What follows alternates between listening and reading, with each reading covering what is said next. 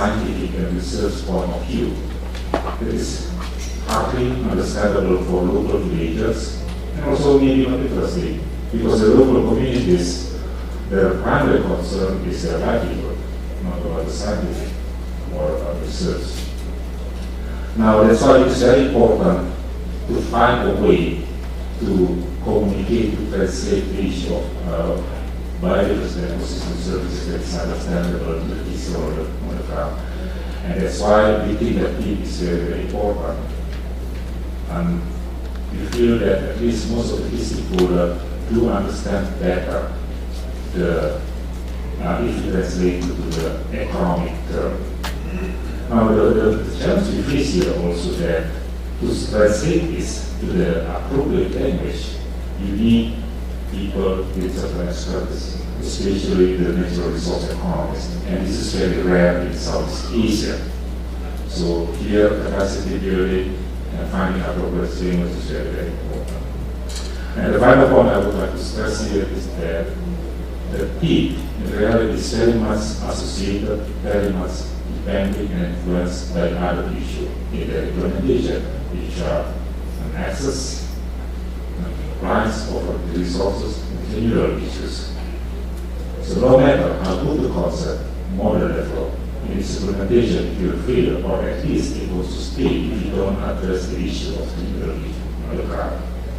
And that's actually the problem we all know here that hasn't been addressed until now in this stage. So we have to think how we resolve the problem to make sure that the TEEB will be successful.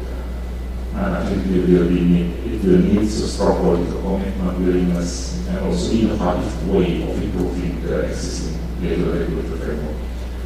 And maybe more importantly, we have to be willing to share the burden, the cost, and the benefit. And at this point, I would like to stop. Thank you very much.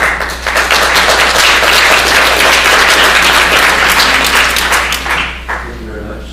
Perhaps I could ask Osman to continue with giving an overview of the framework or approaches that we're taking in waste initiative from the world.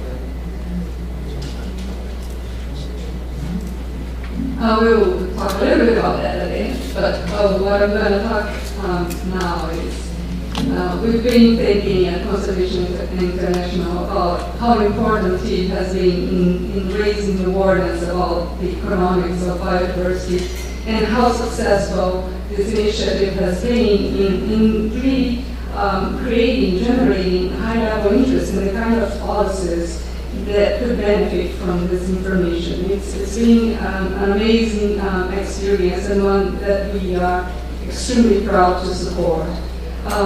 The wealth accounting for valuation of ecosystem services is another important initiative that is being led by the World Bank and focused primarily into incorporating natural capital values into the core of the statistics, in part national statistics, in part with assistance of national accounting. This is a very focused initiative and one that's being piloted in 5 different countries. But what we observe, we are also a supporter of the initiative naturally and have contributed to it as well.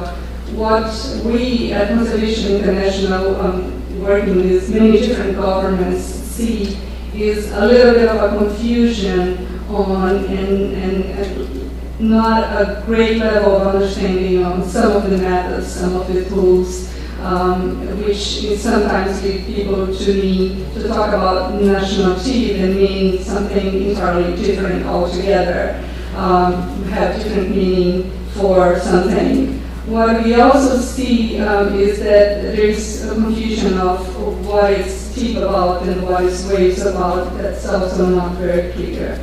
So we have been thinking that perhaps a way to help to clarify this is to drawing from TEEB or to clarify and to further allow the governments we work with to have a better understanding and to really have momentum for implementing the kind of studies and assessments in their country that are what is being described in TEEB, is perhaps discussing or thinking about some framework that would provide a roadmap, if you will, in terms of what the studies and analysis that would look like. It would naturally vary on a context base, but it would let people to understand what some of the necessary steps are. And like I said, borrowing from what the recommendations on TEEB in terms of understanding what ecosystem services are, who they benefit,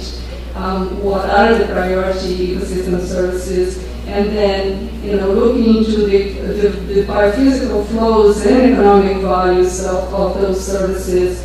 And not stopping there, because this is really a critical information, but it's essentially a foundation for what comes next, which is how you use this information. And one way that we think can be done is by what we would call, for example, green development standard tools, things that economists use in projects such as infrastructure or, the business sector, tools like, for example, cost-benefit analysis that, seldom incorporate the values of the services, or general equilibrium models that also don't really take that into account, or natural capital accounts, such as what Sway is doing. So we see this step as like the tools that rely on the information that we provide, which is essentially the state of ecosystems, the flows of the services, their values, who they benefit to, that could somehow be incorporated into these different tools, including, for example, value chain analysis if we are talking about the private sector. So there are a number of tools that we normally use, economists use, that do not really incorporate the kind of information and could benefit. And that every country would be a different context. And of course, the last step of it would be analytical support for the development of the policies that rely from this information and from these different models, if you will, that you can use to really incorporate the services.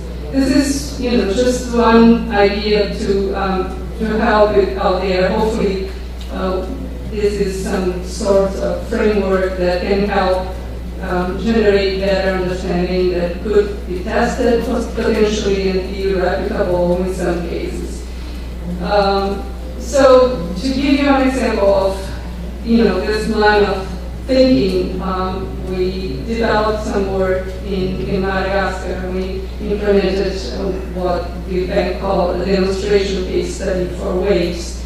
And what we did is more or less follow those steps, which was look into the ecosystem services in this specific region in Madagascar, which is a mosaic of different land uses and protected areas.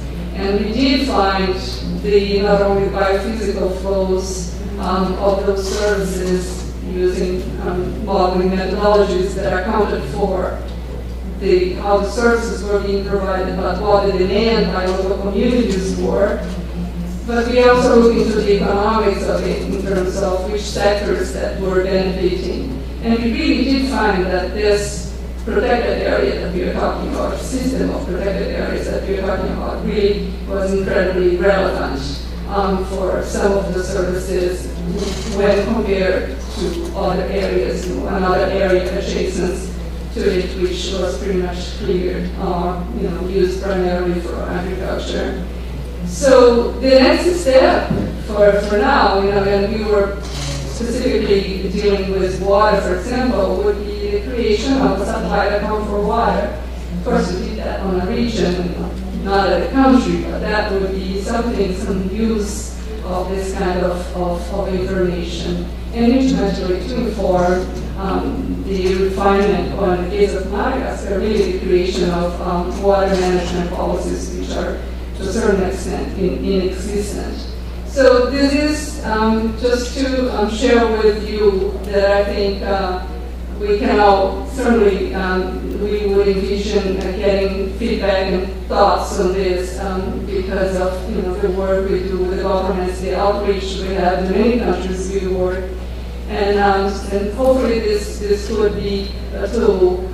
There is not one size fits all. We're very aware of that, but having a very strong science that has been working for quite a while in our organization, we think the tools are there, the methods are there. We just need to do a better job ourselves explaining where they fit and what the sequence may be. Thank you. Thank you very much. And now, Bill. Yes, thank you.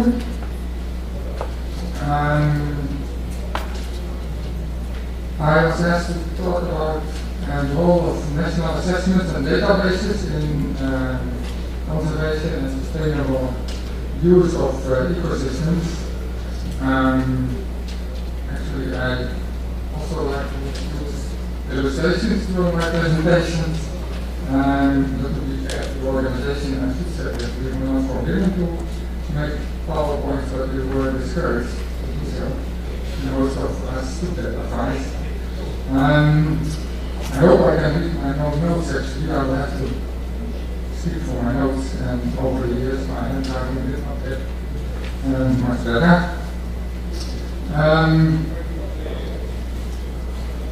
My involvement in the TEEB project actually was twofold. I was coordinating because of the framework chapter 1 in the Science Foundation book, and parallel to that we developed a database for TEEB to capture the evidence on the economic value of ecosystems and biodiversity.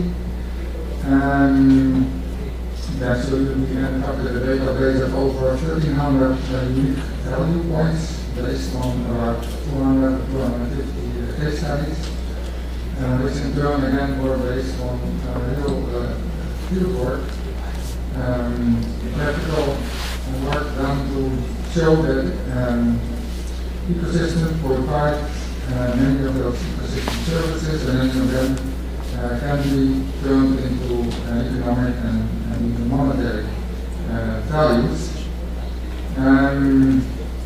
That was the first start. There are quite a few databases out there, but few of them really turn the knowledge that is captured in those publications in searchable database with values in terms of monetary units per hectare per year.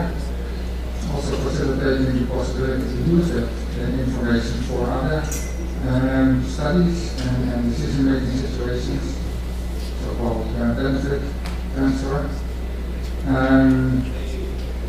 After the TEEB study finished, we continued developing that database through the Ecosystem Service Partnership. The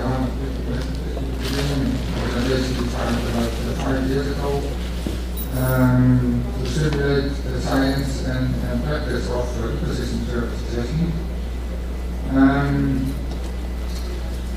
The idea is to link the database to a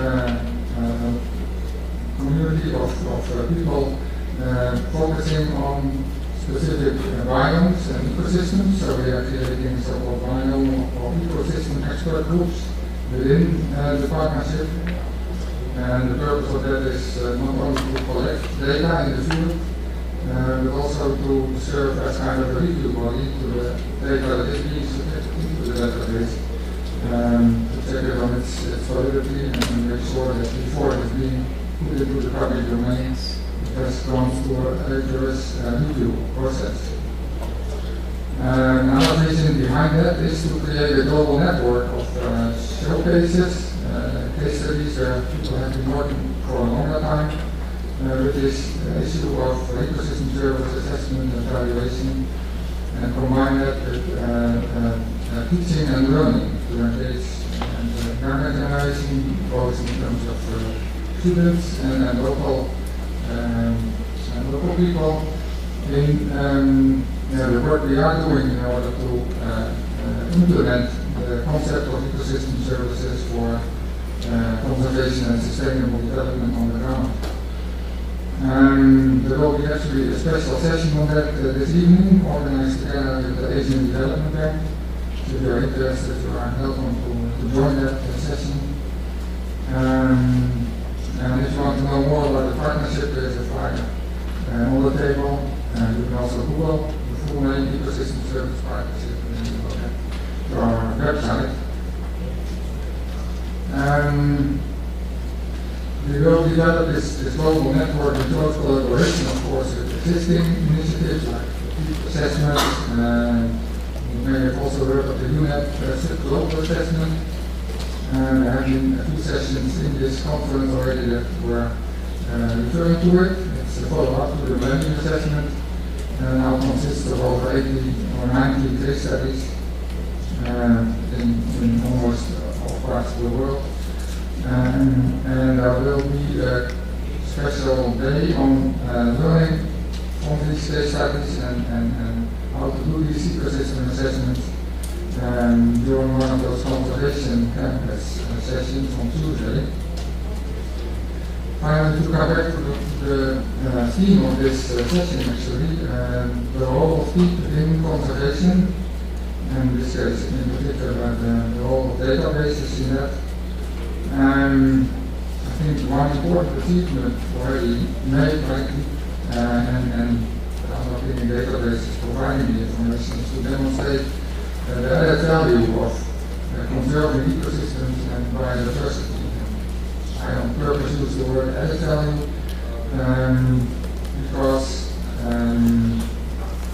sometimes people kind of have the notion that working with ecosystem services and their values is kind of a replacement of the original conservation paradigm, which was never the intention of the people that started introducing this concept already 20 or more years ago, and I'm sure it also is not the intention of the TEEB study, but it's a criticism that I often hear, and I'd like to emphasize here that certainly not the case.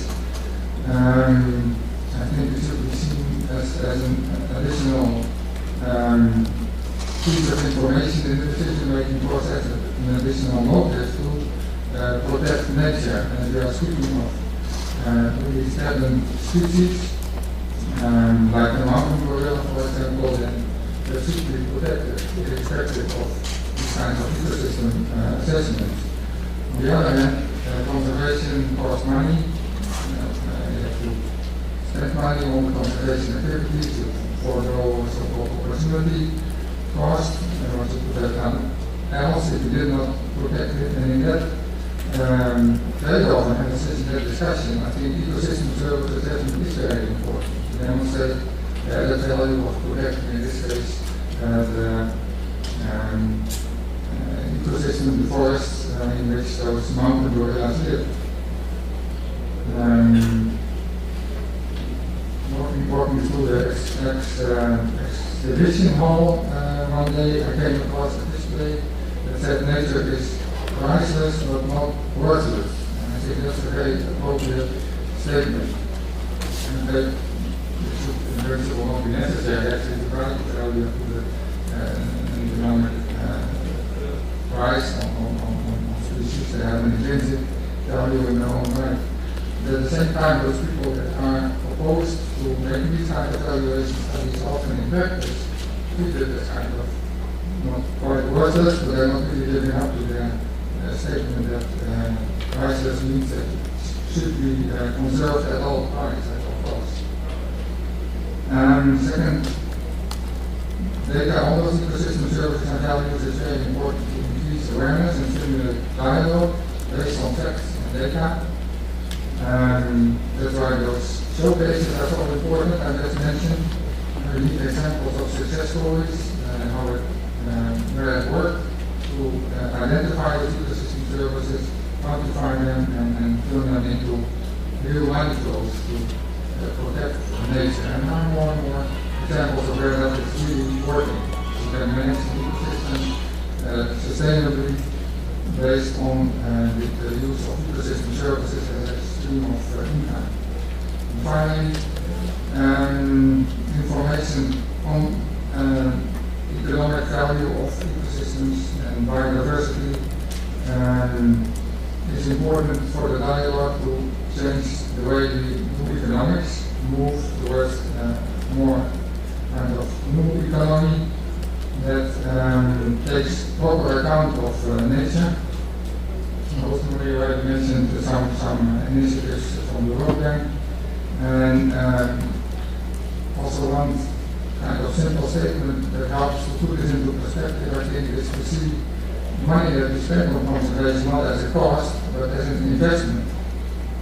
In most discussions about spending money on conservation, it's seen as kind of lost money, it's a cost.